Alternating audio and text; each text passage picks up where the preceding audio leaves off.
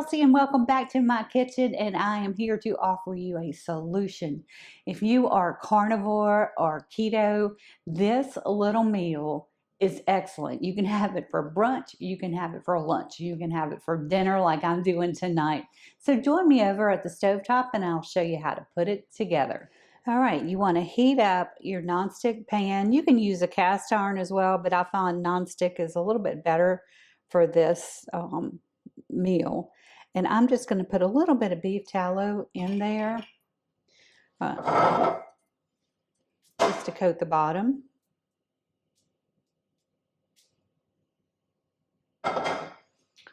And the first thing that you're going to put in your skillet is ground beef.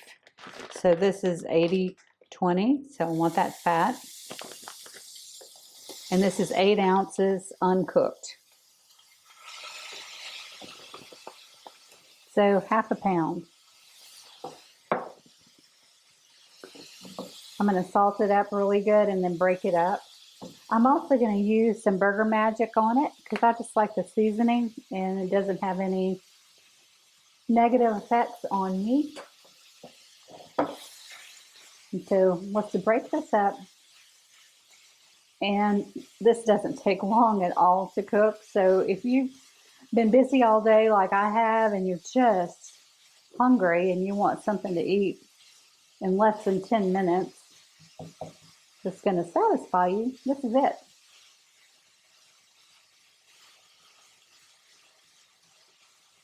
And you don't need to drain anything off, just let this cook.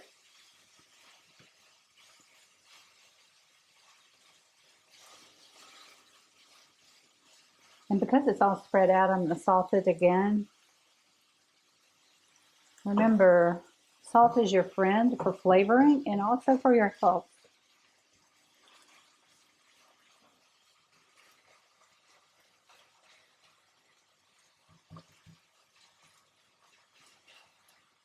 Of course, if you have blood pressure situations, hypertension, things like that, you need to definitely watch the salt intake for that, but otherwise you're okay. So the ground meat's almost brown. So what I'm going to do is, I had some leftover bacon, so I'm going to sprinkle that in. And what I'm looking for with this meal is just a lot of protein. So with the ground meat, 2 slices of bacon, and then we've got a couple of other things we're going to add to this. You'll see that it's a protein power punch. Back door, entry sensor open.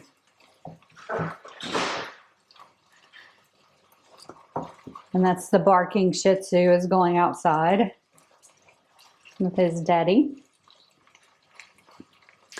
I've seen people make something similar and they've used ground pork along with ground beef. And so that's a good option. Sometimes I use the meatloaf mix that we use all the time to make meatballs and things, and even our hamburgers. And that is a mixture of beef, pork, and veal. So, you can use ground turkey, ground chicken, just be creative. Add a little bit more seasoning. Stir that around. And next, I'm going to add 2 eggs that have been scrambled. We use this little mixer all the time, every day. It's really, I got it for Alan for making malts because he loves malts. And we just find we use it for eggs. I use it for coffee. So anyway, eggs don't take long at all to cook. And it's kind of the binder of this whole. Back door, entry sensor open. And they're back. but it's the binder of this whole dish, which I love. And finally, if you tolerate dairy, you can add some cheese to this. So I've got some cheddar already grated. What I'm going to do is transfer this to a bowl and then add the cheddar cheese to it. So let me grab a bowl. Okay, here you go. It goes right in the bowl like that. So a couple of things that you can add as toppers. I'm going to do, this is a mixture of 2 different cheddars. So I'm going to sprinkle that on.